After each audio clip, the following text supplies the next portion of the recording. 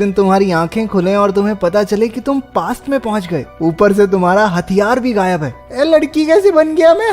कुछ ऐसा ही होता है बॉन्ग के साथ। बॉन्ग साउथ कोरियन प्रधानमंत्री के ऑफिशियल घर में हेड शेफ की पोस्ट पर है। शाम के समय उसे बताया गया कि आज चाइनीज एम्बेसडर मेहमान बनकर वहां आने वाले हैं।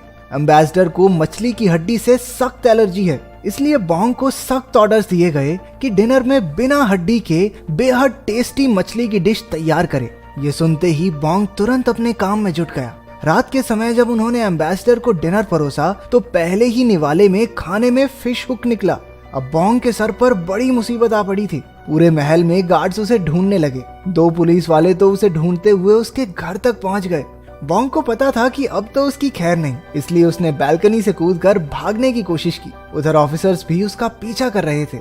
इसी हड़बड़ी में बॉन्ग का हाथ फिसल गया और वो सीधा एक स्विमिंग पूल में जा गिरा। उसका सर जोर से स्विमिंग पूल के फ्लोर पर टकराया, फिर अचानक से वो और नीचे डूबता ही चला गया। तभी एक सुंदर सी लड़की तैरते हुए उसके पास आई और उसके होठों पर एक चुम्मी चिपका दी। जब बॉन्ग की आंख खुली तो उसने खुद को एक अजीब से बेड पर उससे भी अजीब कमरे में पाया। बॉन्ग को महसूस हुआ कि कुछ तो गड़बड़ जरूर है और वो जल्दी से एक शीशे के सामने गया। शीशा देखकर उसके पैरों तले जमीन खिसक गई, क्योंकि भैया अब दीदी बन चुके थे। उसे कुछ भी समझ नहीं आ रहा था, लेकिन फिर उसने सोचा कि सपना ही होगा, ये सच में थोड़ी ना लड़की बन जाऊंगा। बॉन्ग ने कमरे से बाहर निकलकर पता करने की कोशिश की कि माजरा क्या है। वहाँ उसे बहुत सारी लड़कियां मिली जो उसे देखते ही जय हो राजकुमारी की कहकर सर झुकाकर बैठ गई।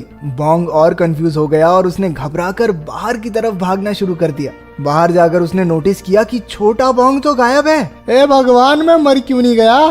तुम सालों क्या कर दिया तुमने मेरे साथ? उसे लगा कि किसी ने उसे किडनैप करके उसका सेक्स चेंज कर दिया है, लेकिन जब उसने अपने आसपास की दुनिया को ध्यान से देखा तो उसे समझ आया कि असल में वो टाइम ट्रैवल करके पास्ट में आ चुका था। अगली सुबह बॉन्ग ने उठकर अपनी दासी से अपनी पहचान के बारे में पूछा। पता चला कि वो किसी तरह 19वीं सदी में पहुंच गया था। वो किम सो योंग नाम की एक राजकुमारी के शरीर में था और तो और कुछ ही दिनों में उसकी शादी महाराज चियोल युंग से होने वाली है, जिसके बाद वो रानी बन जाएगा। दासी ने ये भी बताया कि कुछ दिन पहले वो पास के तालाब में डूब गई थी। वो तो सैनिकों की नजर पड़ गई जो उसे बचाकर महल में वापस ले आए। ये सुनकर बॉन्ग ने हिसाब लगाया कि उसकी और किम की आत्माएं आपस में बदल गई होंगी और अब घर वापस जाने का एक ही तरीका है, वो तालाब। बॉन्ग ने दासी से उसे तालाब के पास ले जाने को कहा। वो तालाब में कूदकर वर्तमान समय में वापस आने की तैयारी में था, लेकिन उसका प्लान मिट्टी में मिल गया जब वो सीधा जाकर कीचड़ में गिरा। बॉन्ग ये सुनकर हताश हो गया, लेकिन उसे पता था कि उसकी मुश्किल का हल पानी ही है। जहाँ भी उसे पानी मिलता वो जबरदस्ती खुद को उसमें डुबाने लगता। यहाँ तक कि उसने पोछे वाली बाल्टी में भी अपना मुंह दे दिया, लेकिन कोई फायदा नहीं। कुछ दिन बाद उसकी शादी का दिन आ गया। बॉन्ग को महल के रीति रिवाजों के बारे में कुछ पता तो था नहीं, पर उसने दासियों की मदद से जैसे तैसे सारी रस्में पूरी की। खैर, प्रमोशन तो हुई थी उसकी। एक ही झटके में बावर्ची से रानी बन गया। बताओ और क्या चाहिए। फिर आया सुहाग रात का समय। इस बारे में सोचकर ही बॉन्ग के पेट में गुड़गुड़ होने लगी, तो उसने राजा को इतनी शराब पिलाई कि वो टल्ली होकर सो गया। राजा के सोने के बाद ही बॉन्ग ने चैन की सांस ली। अगले दिन बॉन्ग के उठने पर नौकर उसके लिए खाना लेकर आए, लेकिन वो उसे इतना बकवास लगा कि अच्छी खासी भूख मर जाए। उसने शाही बावर्ची के लिए मैसेज भिजवाया कि उसे रामन नाम की एक जापानी डिश बनाकर दे। बावर्ची को ऐसा कुछ बनाना आता नहीं था, लेकिन फिर भी उसने जैसे तैसे कुछ तैयार करके भेजा। उसने डिश को कई बार बनाने की कोशिश की, लेकिन हर बार बॉन्ग उसमें कमियां निकालकर वापस भेज देता। आखिरकार शेफ भी तंग आ गया और उसने हाथ खड़े कर दिए। उसने गुस्से में कह दिया कि अगर रानी जी को इतना ही पता है तो खुद बना ले आकर। बॉन्ग को अब भी अपनी खाना बनाने की सारी टेक्निक्स याद थी। वो शाही किचन में गया और एक चाकू उठा लिया। सारे नौकर आंखें फाड़ फाड़ कर उसे देख रहे थे, क्योंकि बचपन से आज तक रानी ने रसोई में कदम तक नहीं रखा था। सब डरे हुए थे कि आज ये सब्जी के साथ साथ अपनी उंगली भी डालेगी खाने में, लेकिन बॉन्ग ने बहुत तेजी से सब्जियों को छीलना शुरू कर दिया। उसने सब कुछ एकदम परफेक्ट और सही साइज में काटा और आखिरकार लजीज रामन तैयार कर दिए। वो अपने कमरे में जाकर मजे से अपना बनाया खाना खाने लगा, लेकिन उधर किचन में शेफ को बॉन्ग की काबिलियत से जलन होने लगी। उसने बाकी सबसे कहा, अरे ये खाना सिर्फ दिखने में अच्छा है, स्वाद होगा इसका एकदम टट्टी है। अपनी बात को सही साबित करने के लिए उसने बर्तन में बचा खुचा खाना टेस्ट किया। वो इतना स्वाद था कि उसके हाथ से चम्मच ही छूट गई। इसके बाद बॉन्ग को एक तरकीब सूझी। उसने सोचा कि अपनी खाना बनाने की काबिलियत से वो शाही परिवार का दिल जीत सकता है। अगर उसने महारानी को अपने खाने से खुश कर दिया तो वो तालाब को फिर से भरने के लिए मान जाएगी। बॉन्ग तुरंत किचन में गया, लेकिन शाही बावर्ची एक बार फिर से अपनी धौंस जमाने लगा। इस बार बॉन्ग भी चिढ़ गया और उसने शेफ को खाना बनाने के मुकाबले के लिए चुनौती दे दी। पहले तो शेफ ने मना कर दिया, लेकिन बॉन्ग के बार बार उकसाने पर आखिरकार वो भी मान गया। नौकर के घंटी बजाते ही मुकाबला शुरू हो गया। बावर्ची ने अपना चाकू उठाया और तेजी से गाजरे काटने लगा, लेकिन रानी के हाथ इससे भी तेज थे और उसने पलक झपकते ही एक खीरा काट दिया। कुछ ही मिनटों बाद बॉन्ग की डिश तैयार हो गई और उसने बावर्ची से पहले घंटी भी बजा दी। वैसे हमारी रानी साहिबा मुकाबला जीत चुकी थी, लेकिन बावर्ची चिढ़कर कहने लगा, चलो माना स्पीड भी जरूरी है, लेकिन असली बात तो स्वाद की है। बॉन्ग ने शाही क्विजीन एक्सपर्ट से कहा कि दोनों के खाने को चक्कर बताए कि कौन सा बेहतर है। उसे रानी की बनाई डिश बेहद पसंद आई और बॉन्ग जीत गया।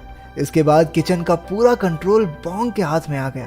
उसने महारानी के खाने को ध्यान से देखकर समझा कि वो चुन चुन कर खाती थी, क्योंकि हाल ही में उनके दांत में दर्द रहने लगा था। तो बॉन्ग ने फैसला किया कि वो महारानी के लिए नरम खाना बनाएगा। उसने बड़ी मेहनत से आलू और दूध की एक डिश बनाई और उसे कुछ फूलों से सजाकर दिखने में भी खूबसूरत बना दिया। बॉन्ग खुश होकर खुद ही महारानी के लिए खाना लेकर गया, लेकिन उस तक पहुंचते पहुंचते रास्ते में वो थोड़ा ठंडा हो गया था और प्लेट में थोड़ा इधर उधर फैलने की वजह से प्रेजेंटेशन भी खराब हो गई। ये सुनकर बॉन्ग उदास हो गया और महल में वापस जाते समय उसके दिमाग में खाना परोसने का एक जबरदस्त आइडिया आया। उसने एक कपड़े की सिलाई की और कुछ कारीगरों से कहकर एक स्पेशल खाना पहुंचाने के लिए कैरेज बनवाया। वो हर तरफ से ढका हुआ था, जिससे खाना गरम का गरम ही रहता था। बॉन्ग हर रोज एक से बढ़कर एक डिशेस बनाता और नौकरों के हाथ महारानी के पास भिजवा देता। महारानी भी गर्मा गर्म खाना चट कर जाती थी। सब कुछ बॉन्ग के आइडिया के हिसाब से बढ़िया चल रहा था। कुछ दिनों बाद राजा ने एक दावत रखी जहां पूरे देश से मंत्री आने वाले थे। बदकिस्मती से उसी दिन सारे रसोइये बीमार पड़ गए और रसोई में नौकरों की कमी हो गई। जब ये बॉन्ग को पता चला तो उसने रसोइयों की मदद करने का फैसला किया। वो भेष बदल कर रसोई तक पहुंचा। वहां पहुंचकर उसने देखा कि सिर्फ बंदों की नहीं, सब्जियों की भी कमी है। अब ज्यादा चॉइस तो थी नहीं। उसने दिमाग लगाया और सोचा कि इन्होंने चिप्स तो कभी नहीं खाए होंगे। उसने आलू की पतली पतली स्लाइसेस काट कर एक स्टिक पर लगाई और उन्हें डीप फ्राई कर दिया। मेहमान चिप्स को देखकर ज्यादा खुश नहीं हुए, क्योंकि वो तो शाही खाने की आस लगाए बैठे थे। लेकिन चिप्स के मुंह में जाते ही सब उनके दीवाने हो गए। अगली डिश बॉन्ग के लिए और भी मुश्किल थी, क्योंकि रसोई में मीट नहीं था। उसने वेजिटेबल बर्गर बनाया और साइड में टमाटर रख दिया। अपनी इस नई डिश को उसने नाम दिया मैकडोनाल्डू, जिसे हम सस्ता मैकडॉनल्ड्स भी कह सकते हैं। ये भी सबको इतना बढ़िया लगा कि सारे मेहमान उंगलियां चाटते रह गए। मीठे में बॉन्ग ने एक जेली डेजर्ट बनाया, लेकिन कुल्फी की डंडियों पर उसने कुछ भी लिखकर कह दिया कि ये खाने वाले को उसका भविष्य बताएगी। सभी में वो कुल्फी खाकर अपना भविष्य जानने की बड़ी उत्सुकता हुई। बॉन्ग ने दावत को बर्बाद होने से बचा लिया था। महारानी उसकी काबिलियत और सूझबूझ से बहुत खुश हुई और उसने बॉन्ग से अपना इनाम मांगने को कहा। बिना वक्त गवाए बॉन्ग ने तालाब को फिर से भरने की मांग की। महारानी ने उसकी बात मान ली और नौकरों को काम पर लगा दिया। लेकिन 19वीं सदी में इस काम को करने के लिए कोई मशीन तो थी नहीं। नौकर दूर के कुएं से बाल्टियां भर भर के तालाब में डाल रहे थे। बॉन्ग परेशान हो गया, क्योंकि इस काम में बहुत टाइम लग रहा था। उसने एक नया तरीका निकाला और सभी नौकरों को एक जगह खड़े रहकर सिर्फ पानी की बाल्टी को आगे पकड़ाने को कहा। इस सिस्टम से काम बहुत आसान और जल्दी होने लगा। बॉन्ग दिन रात बैठा तालाब भरता देखता रहा। कई दिन बीत गए, लेकिन तालाब में अभी भी ना के बराबर पानी था। वो इंतजार करते करते थक चुका था। तभी अचानक जोरदार बारिश शुरू हो गई और धीरे धीरे तालाब भरने लगा। बॉन्ग बारिश को देखकर बहुत खुश हुआ। कुछ घंटों बाद तालाब भर गया और बॉन्ग एक पत्थर पर अपना नाम लिखकर पानी में कूद गया। कहानी की शुरुआत की तरह ही वो अब भी पानी में डूबे जा रहा था।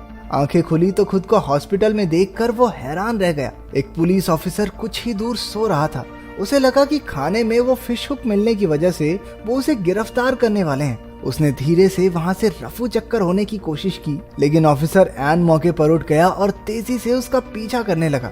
बॉन्ग उससे तो दूर आ गया, लेकिन सामने से 2 और ऑफिसर्स ने उसे घेर लिया। किसी तरह बचते बचाते वो एक लाइब्रेरी में गया, जहां उसने हिस्ट्री की एक किताब ढूंढी। वो 19वीं सदी की जोसियोन डायनेस्टी के बारे में पढ़कर मुस्कुराया, क्योंकि वो भी अब इतिहास के पन्नों में दर्ज हो चुका था। लेकिन उसी वक्त पुलिस वाले भी वहां आ पहुंचे। वोंग ने एक बार फिर से भागने की कोशिश की, लेकिन एक ऑफिसर ने उसे बताया कि वो उसे पकड़ना नहीं चाहते। पता चला कि उसके टाइम ट्रैवल की वजह से प्रेजेंट भी बदल चुका था। अब पुलिस उसे पकड़ नहीं रही थी, बल्कि उसे सिक्योरिटी दे रही थी, क्योंकि वोंग ने जासूस बनकर एक करप्ट नेता का पर्दाफाश किया था। वोंग ने तुरंत एक कंप्यूटर में सर्च करके पता लगाया कि वो सच कह रहे थे। आखिरकार वो एक सड़क पर खड़ा सोच रहा था कि कैसे इतिहास के एक छोटे से बदलाव से भविष्य पर इतना असर पड़ जाता है।